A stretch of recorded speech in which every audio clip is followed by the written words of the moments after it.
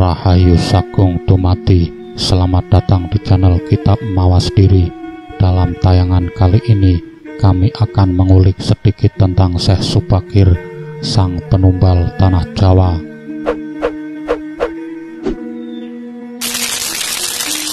Nusantara kita merupakan tempat yang unik, tempat yang penuh misteri, legenda dan cerita-cerita dari peradaban lama. Cerita-cerita yang terus-menerus memberikan nafas bagi kehidupan masyarakat kita, menjadi sebuah tuntunan dalam kehidupan.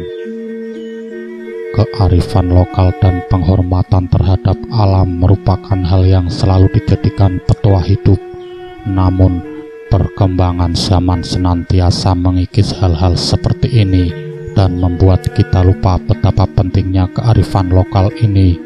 Berikut merupakan sebuah cerita mengenai Nusantara yang selalu diliputi oleh legenda dan cerita. Siapakah sebenarnya Syekh Subakir dan mengapa beliau menjadi tokoh pertama bebat tanah Jawa?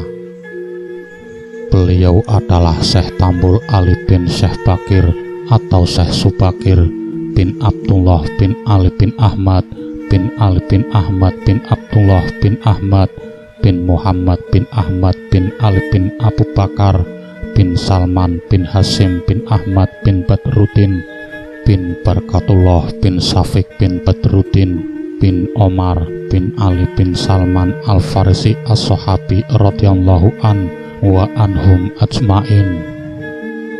Beliau dilahirkan pada tanggal 20 Ramadan 787 Hijriah di Demak, wafat pada tanggal 21 Syawal 1021 Hijriah di Condro. Beliau pernah menuntut ilmu agama di Masjidil Haram Mekah selama 10 tahun. Beliau siang berpuasa, baca Al-Quran, dan malam hari berzikir, malam la ilaha illallah, dan membaca sholawat pada siang hari. Asal beliau dari Persia atau yang sekarang dikenal dengan nama Iran. Thariqat beliau adalah Thariqat Maghribiyah. Istri-istri beliau yaitu Cut Nasilah dari Aceh, Soikhoh Asyah binti Muhammad Al-Marbawi dari Aceh, Si Norita Miguela dari Portugis, Roro Wulan dari Bibi dari Minak Koncar Lumajang. Keturunan-keturunan beliau tersebar di beberapa bangsa. Kekeramatan Syekh Abdurrahman As-Sayyibani radhiyallahu an adalah bisa berbicara semua bahasa, termasuk bahasa malaikat, jin dan hewan. Segala hajat yang diinginkan beliau pasti terkabul karena keramat beliau kun fayakun. Dalam berdakwah tidak membutuhkan kendaraan, kemana-mana asal tujuan dakwah bisa sampai tujuan dalam hitungan detik. Fatwa-fatwa Syekh Abdurrahman As-Sayyibani radhiyallahu an diantaranya, Allah itu maha segalanya, takwa itu sholat, tasbih dan puasa, Islam itu damai di seluruh dunia, ilmu itu supaya bertambah harus diamalkan, makan itu untuk hidup, kalau tidak terpaksa tidak makan, hukum dan pemerintah itu apa kata rakyat. Murid-murid Syekh Abdurrahman As-Sayyibani radhiyallahu an diantaranya adalah Syekh Abdullah, dulu makamnya di SD Negeri 1 atau Bank BRI Lumajang, dan sekarang dipindah ke makam umum Jogoyudan Lumajang. Syekh Muhammad Anas dari Demak, atau yang makamnya di belakang Masjid Jami Anas Mahfud Lumajang. Wilayah dakwah beliau di Lumajang dan sekitarnya, perjuangannya menyebarkan agama Islam, memberi pencerahan, mengatasi kegelapan dan kemusyrikan masyarakat. Dengan keramatnya, semua manusia dan hewan tunduk menuruti ajakan beliau dengan senang hati. Dalam legenda yang beredar di Pulau Jawa dikisahkan, sudah beberapa kali utusan dari Arab untuk menyebarkan agama Islam di tanah Jawa khususnya dan di Indonesia pada umumnya telah gagal secara makro disebabkan orang-orang Jawa pada waktu itu masih kokoh memegang kepercayaan lama. dengan tokoh-tokoh gaibnya masih sangat menguasai bumi dan laut di sekitar Pulau Jawa. Para ulama yang dikirim untuk menyebarkan agama Islam mendapat halangan yang sangat berat. Meskipun berkembang, tetapi hanya dalam lingkungan yang kecil, tidak bisa berkembang secara luas. Secara makro dapat dikatakan gagal. Maka diutuslah Syekh Subakir untuk menyebarkan agama Islam dengan membawa batu hitam yang dipasang di seantero Nusantara. Untuk tanah Jawa diletakkan di tengah-tengahnya, yaitu di Gunung Tidar. Efek dari kekuatan gaib suci yang dimunculkan oleh batu hitam menimbulkan gejolak. Mengamuklah para makhluk, jin, setan, dan makhluk halus lainnya. Syekh Subakirlah yang mampu meredam amukan dari mereka. Akan tetapi mereka sesumbar dengan berkata, "Walaupun kamu sudah mampu meredam amukan kami dapat mengembangkan agama Islam di tanah Jawa, tetapi Qodratullah tetap masih berlaku atasku. Ingat itu wahai Syekh Subakir." "Apa itu?" kata Syekh Subakir. "Kata jin, aku masih dibolehkan untuk menggoda manusia, termasuk orang-orang Islam yang imannya masih lemah." Perlu diketahui bahwa Syekh Subakir tidak sendirian berangkat ke Jawa Dwipa, namun ditemani oleh Wali Songo periode pertama yang diutus oleh Sultan Muhammad I dari Istanbul, Turki, untuk berdakwah di Pulau Jawa pada tahun 1404. Mereka diantaranya adalah: yang pertama, Maulana Malik Ibrahim yang berasal dari Turki, ahli mengatur negara. Yang kedua, Maulana Ishak berasal dari Samarkand, Rusia Selatan, ahli pengobatan. Yang ketiga, Maulana Ahmad Jumadil Kubro dari Mesir. Yang keempat, Maulana Muhammad Al-Maghrubi yang berasal dari Maroko. Yang kelima, Maulana Malik Israel dari Turki, dia ahli mengatur negara. Yang keenam, Maulana Muhammad Ali Akbar dari Persia, Iran, yang ahli pengobatan. Yang ketujuh, Maulana Hasanuddin dari Palestina. Yang kedelapan, Maulana Aliuddin dari Palestina. Dan yang kesembilan, Syekh Subakir dari Iran. Ia ahli menumbali daerah yang angker yang dihuni jin jahat. Ketika pertama Islam masuk ke tanah Jawa, tidaklah semulus yang orang sangka, sebab tanah Jawa sudah ada manusia, juga ada bangsa jin yang menganut kepercayaan kuno. Ada yang menduga mereka adalah penganut Hindu dan Buddha, yakni agama yang pada saat itu berkembang. Namun banyak yang menduga mereka adalah penganut kepercayaan Jawa kuno. Mereka ini dipimpin oleh Sabto Palon. Karena paham mereka yang berbeda, maka ketika Islam masuk disambut dengan peperangan, bukan perang sembarang perang, namun perang magis, perang ilmu-ilmu gaib, sehingga tidak sedikit ulama Islam yang dikirim dari Mesir tewas dalam peperangan magis itu. Dalam wadah kasar, mereka tewas karena tersapu gelombang pasang, semacam tsunami dan sebagainya. Perang itu berlanjut dengan banyaknya jatuh korban di kedua pihak. Maka diutuslah Syekh Subakir, ulama asal Persia, Iran, yang dikenal ahli ilmu gaib dan bisa melihat bangsa jin. Dengan kedatangan Syekh Subakir, benteng pertahanan Sabto Palon yang super ketat dapat ditembus, dan banyak bangsa jin atau manusia pengikut Sabto Palon yang binasa. Melihat keadaan yang tidak menguntungkan itu, Sabto Palon mengadakan gencatan senjata. Dia mengajak Syekh Subakir berunding dan menghentikan perang.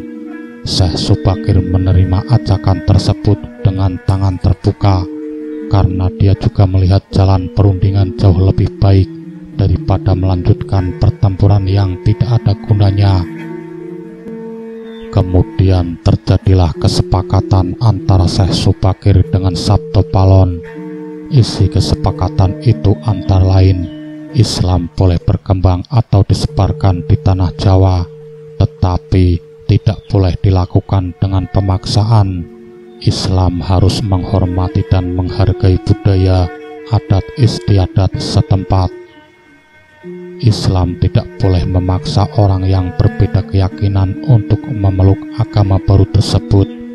Dan kalau orang Islam yang memimpin atau jadi pemimpin harus mengayomi semua orang, semua agama, dan semua kepercayaan, menjunjung tinggi kearifan lokal. Dan sejak itu Sabto Palon bersama pengikutnya termasuk Mbah Petruk Moksa, mereka hilang dari pandangan umum dan tidak mudah dilihat oleh manusia biasa. Hanya mereka yang memiliki kelebihan dan paham ilmu gaib yang dapat melihatnya. Sebelum menghilang, Sabto Palon sempat berpesan kepada Syekh Subakir bahwa suatu ketika dia, Sabto Palon, atau pengikutnya Mbah Petruk akan kembali menunjukkan jati dirinya kalau pemimpin negeri ini tidak amanah, tidak mencintai rakyat, hanya berbuat untuk kesenangan dirinya dan kelompoknya saja, sementara membiarkan rakyat dalam kesengsaraan dan penderitaan. Kemunculan Sabto Palon dan para pengikutnya Mbah Petruk untuk menagih janji, sekaligus mengingatkan agar para pemimpin negeri segera sadar, ingat rakyat, dan ingat bangsa. Kalau tidak, selain akan banyak lagi bencana yang akan melanda negeri ini, mereka para pemimpin pada gilirannya juga akan menerima bencana. Bahkan bencana yang akan menimpa mereka lebih dahsyat, lebih mengerikan dan menakutkan. Silahkan Anda boleh percaya kepada cerita babat tanah Jawa ini atau tidak, terserah saja. Inilah serat Sabto Palon, penguasa gaib tanah Jawa. Ingatlah kalian semua akan cerita masa lalu yang tercantum di dalam babat atau sejarah babat negeri Majapahit. Ketika itu Sang Prabu Brawijaya tengah bertemu dengan Kanjeng Sunan Kalijogo, ditemani oleh Sabto Palon dan Naya Genggong. Sang Prabu Brawijaya bersabda dengan lemah lembut, mengharapkan kepada kedua punokawan atau pengiring dekatnya, tetapi Sabto Palon tetap menolak.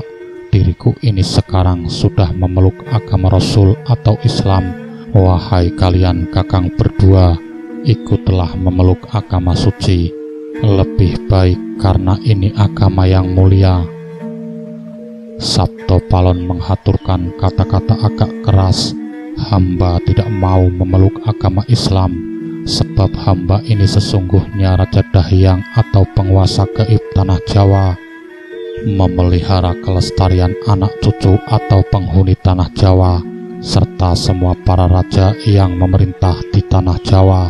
Sudah menjadi suratan karma, wahai Sang Prabu. Kita harus berpisah dengan paduka, wahai Sang Raja, kembali ke Sunyaruri atau alam kosong tapi berisi. Alam yang tidak ada tapi ada. Hanya saja saya mengaturkan sebuah pesan agar paduka menghitung kelak sepeninggal hamba. Apabila sudah datang waktunya, genap 500 tahun mulai hari ini, akan saya ganti agama di Jawa dengan agama Budi, akan saya sebarkan di tanah Jawa. Siapa saja yang tidak mau memakai akan saya hancurkan, akan saya berikan kepada cucu saya sebagai tumbal makhluk halus berwarna-warni. Belum puas hati hamba, apabila belum hancur lebur, saya akan membuat pertanda sebagai janji serius saya. Gunung Merapi apabila sudah meletus mengeluarkan lahar, ke arah selatan barat mengalirnya berbau busuk air laharnya. Itulah waktunya sudah mulai menyebarkan agama Budi, merapi janji saya menggelar seluruh jagat kehendak Tuhan, karena segalanya pasti akan berganti, tidak mungkin untuk dirubah lagi. Agama Budi bukan berarti semata agama Buddha, tetapi adalah agama kesadaran, eling, hakikat yang bisa meredam kemurkaan alam. Sangat-sangat sengsara yang hidup di tanah Jawa, perlambang tahun kedatangannya lawan Sabto Ngesti Aji, atau lawan yang berarti 8, Sabto yang berarti 7, Ngesti yang berarti 9, dan Aji yang berarti 1, kalau digabungkan menjadi 1978. Seandainya menyeberangi sebuah sungai, ketika masih berada di tengah-tengah, banjir bandang akan datang tiba-tiba. Tingginya air mampu menenggelamkan manusia, banyak manusia sirna karena mati.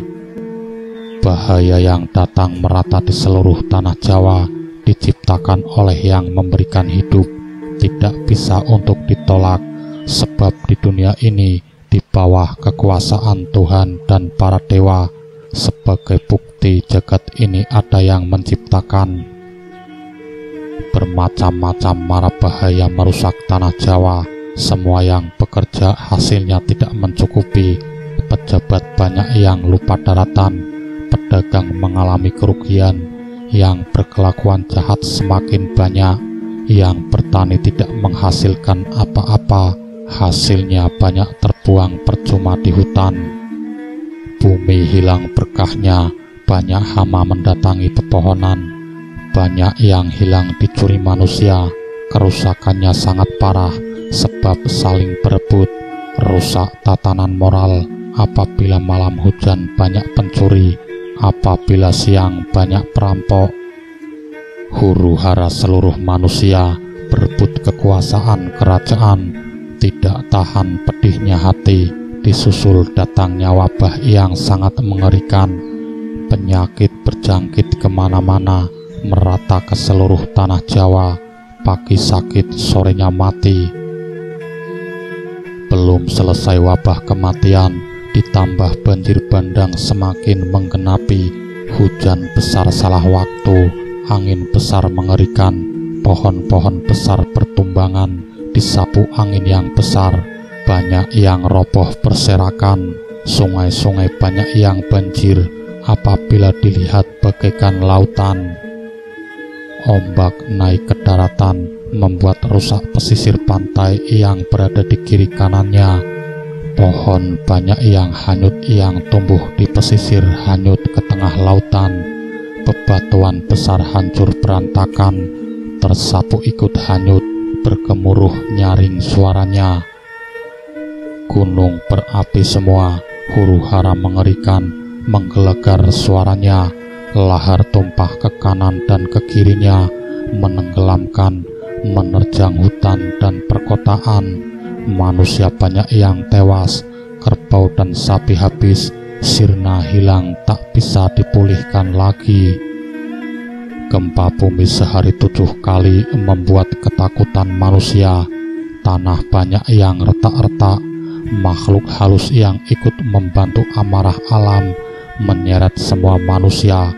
Manusia menjerit-jerit, banyak yang terkena penyakit, bermacam-macam sakitnya, jarang yang bisa sembuh, malahan banyak yang menemui kematian. Sabto Palon kemudian menghilang, sekejap mata tidak terlihat sudah kembali ke alam misteri. Sangat keheranan sang Prabu, terpaku tidak bisa bergerak. Dalam hati merasa menyesal, merasa telah berbuat salah. Akhirnya hanya bisa berserah kepada Tuhan. Janji yang telah terucapkan itu sesungguhnya tak akan bisa berubah lagi. Begitulah sahabat kitab Mawas Diri, sekelumit kisah tentang mengenal Syekh Subakir, penumbal tanah Jawa. Semoga bermanfaat dan menambah wawasan bagi kita semua. Salam sejahtera. Rahayu, Rahayu, Rahayu.